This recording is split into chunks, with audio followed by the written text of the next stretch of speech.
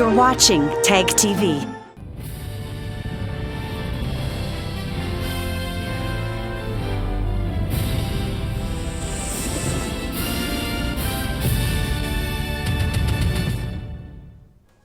Good evening. Welcome to South Asia Newsline. I am Uzma Jaffrey. Here are the top stories we are tracking for you on Thursday, the 5th of July. Flood situation remains grim in northeast India.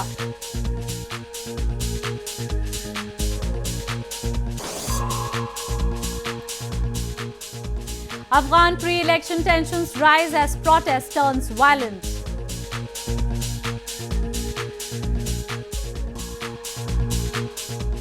And Sri Lankan Navy detains 12 Indian fishermen.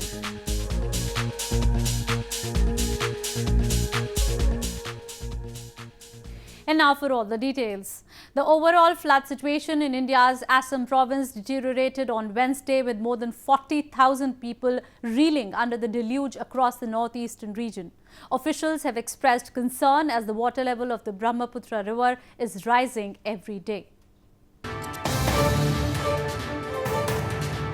The flood situation in India's northeast Assam province turned further grim on Wednesday after several districts experienced heavy rains in the past 24 hours.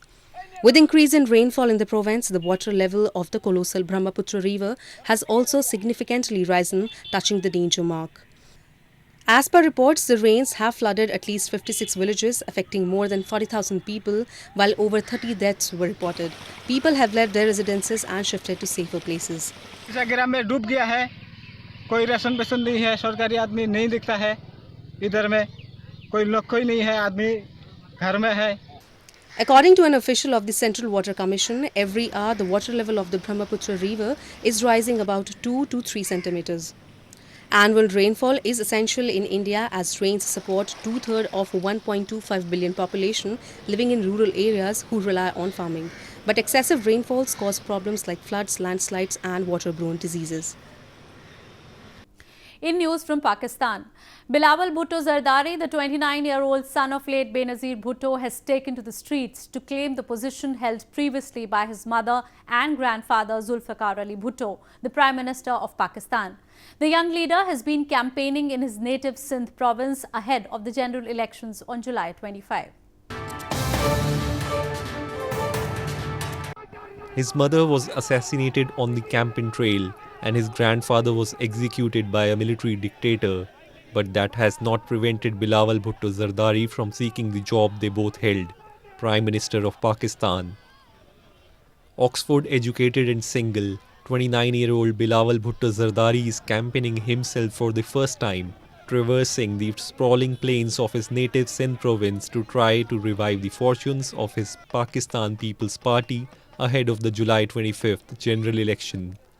He was still in university when his mother, two-time Prime Minister Benazir Bhutto, was assassinated in 2007 as she campaigned to restore democracy after military rule.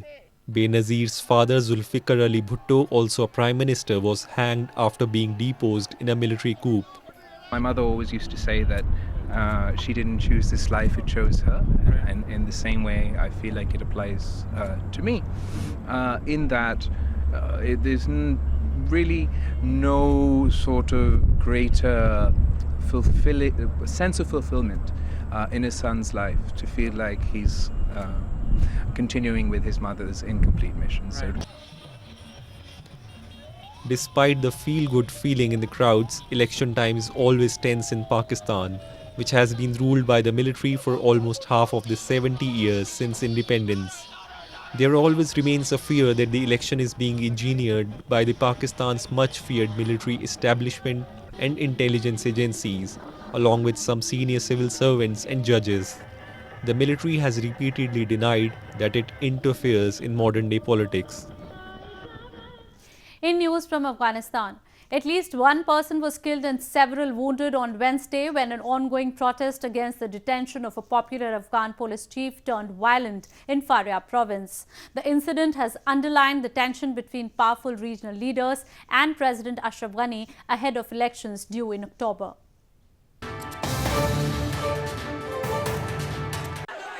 At least one person was killed and 9 were wounded in Afghanistan's Faryab province on Wednesday during a protest that underlined the tension between powerful regional leaders and President Ashraf Ghani ahead of elections due in October.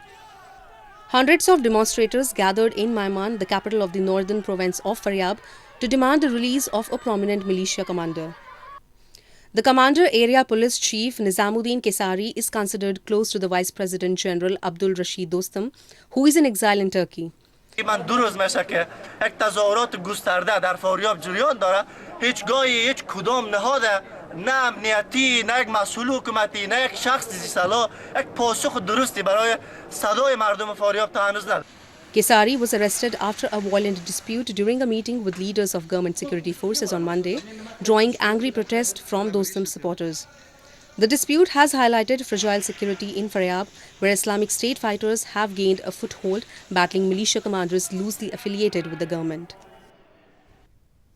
More on news from Afghanistan. Afghanistan's High Peace Council on Wednesday told the parliament that it is optimistic about peace talks with the Taliban. Officials from the council said if the Taliban reaches an agreement with the government, other groups will not be able to continue their war in the country. Officials from Afghanistan High Peace Council or HPC on Wednesday said they are optimistic about the possibility that the Taliban could soon send a delegation to hold talks with the Afghan government. HPC Secretary Chief Akram Pulwag said the Haqqani network could also be part of the Taliban's delegation. He said if the Taliban reaches an agreement with government, other groups will not be able to continue their war in the country. امیدوار هستیم که طالبان بالاخره جواب پاسخ مثبت به تعیین یک هیئت از طرف خود که نماینده مستقیم و نماینده با صلاحیتش باشه به مذاکرات مستقیم به حکومت جمهوری اسلامی افغانستان تعیین کنه. Efforts to reach a peace agreement in Afghanistan have been ramped up this year following the successful Kabul process meeting in February. At the Kabul process meeting, President Ashraf Ghani said government was ready to talk to the Taliban and hold peace negotiations without any preconditions. The Taliban has not responded to the offer yet. 12 Indian fishermen were apprehended by the Sri Lankan Navy on Thursday and their 2 boats were impounded for allegedly fishing illegally in its waters. Fishermen from both the countries frequently stray into each other's territory and end up spending years in jails. Sri Lankan Navy on Thursday arrested 12 Indian fishermen for allegedly poaching in its territorial waters. The fishermen had gone out fishing when they were apprehended by the Sri Lankan Navy from near the Karainagar area in the early hours of the day, and their 2 boats were seized. Fishermen from both the countries frequently stray into each other's territory and then end up spending years in jails. ராமேஸ்வரத்திலிருந்து மீன்பிடிக்க சென்ற 2 விசைப்படகுகளும் 12 மீனவர்களையும் இலங்கை கடற்படை கைது செய்து சிறையில் வச்சிருக்காங்க. இப்படி தொடர்ச்சியாக நம்ம தமிழக மீனவர்கள் மீது இலங்கை கடற்படை தாக்குதல் கொடுக்கிறது, கைது செய்யற நடவடிக்கைங்கிறது தொடரும். இப்ப இது குறித்து நாங்க நடத்தாத போராட்டம் கிடையாது, நாங்க பார்க்காத அமைச்சர்கள் கிடையாது. India shares an expansive oceanic border with Sri Lanka without any perceptible demarcation, and fishermen on both sides ignore rules while netting their catch. Sri Lanka has long fumed over poaching and illegal fishing by Indian fishermen that it says depletes the catch of its own fishermen. This is the first incident of arrest after the fishing ban period ended on June 14th. Moving on to news from Nepal. Nepalese army has deployed choppers to evacuate pilgrims stranded in mountains due to torrential rains and landslides in parts of the country. The army so far has rescued a fraction of more than 400 to 500 Hindu pilgrims who were stuck while undertaking an annual Hindu pilgrimage.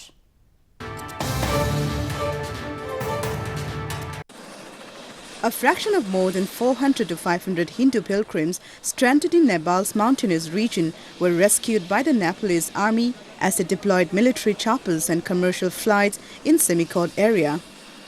The pilgrims undertaking the annual Hindu pilgrimage, Kailash Mansarovar, were stuck due to torrential rains and landslides in parts of Nepal. Nepalese army are deployed Mi-17 military helicopter for the rescue work, which had already made 2 flights since the last update, and several people were rescued then. Easily 400 to 500 people are still stuck in Hilsa and Simikot. And this is a problem because many of them are heart patients, many of them are suffering from altitude sickness, and this is causing a major chaos and panic among the Yatris. Today's rescue operation, Nepalese Army's Mi-17, it rescued till now 2 flights, that is 45% from Simikot to Birennagar, Surkhet. So our priority, our flight is the priority flight. So what we are doing is, those who are sick, elderly aged people, we are evacuated these people from Simikot to the Surkhet. Heavy rains had been pouring down on Simikot area since Sunday, which made it difficult to carry out the rescue operations. Once the weather cleared on Tuesday, rescue operations were in full swing. The Kailash Mansarovar pilgrimage in Tibet is a revered tradition for Hindus. Every year, hundreds of devotees of Hindu god Shiva undertake the pilgrimage, which involves rigorous trekking under inhospitable conditions. A Hindu temple in India's northern Uttar Pradesh province helps people to assess whether there would be good rainfall or not based on the size of water droplets that fall from its ceiling. The temple, popularly known as the Monsoon Temple, is more than 100 years old, and farmers from far and near places come to pray in it.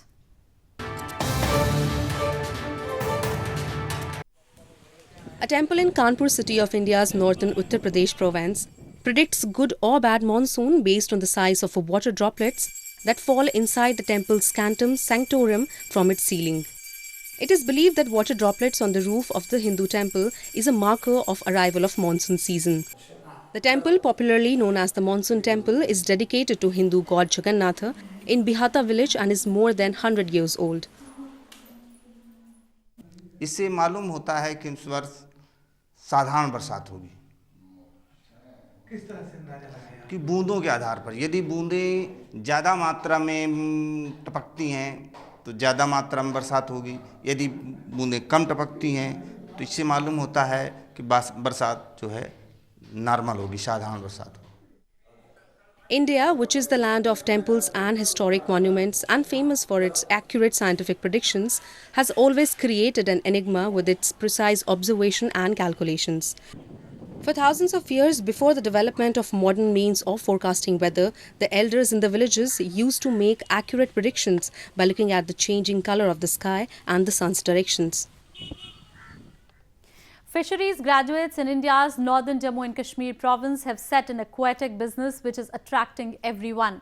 The group of talented youths aim to promote aquaculture in their province and make people aware of the ornamental fish culture.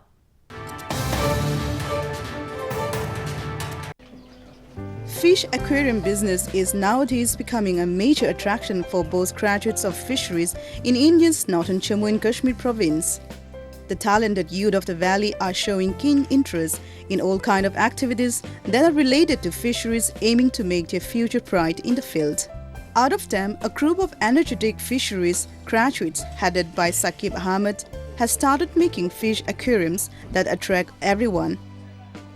बिल्कुल sir, क्योंकि मैं देखता हूँ कि जो भी यहाँ पे फ़िश फार्म्स वगैरह हैं तो there is a gap between department and those local fish farmers, तो हम इंशाल्लाह हमारा ये भी एक पॉइंट है कि हम इस तरह भी काम कर सकते हैं कि हम एक फ़िश फार्म कंसल्टेंसी खोल रहे हैं फ़िश फार्मर्स के लिए. Knowing that aquatic business has an untapped potential, Ahmed and his group, with their knowledge of fisheries, now want to relay the pros of aquarium keeping to the people of Kashmir. Well, that's all we have for you from South Asia this evening. Now our viewers can watch the show on southasianewsline.com. You can also visit us on facebook.com/SAsiaNewsline and follow us on Twitter @SAsiaNewsline. That's all in tonight's edition. We will see you same time tomorrow. Good night.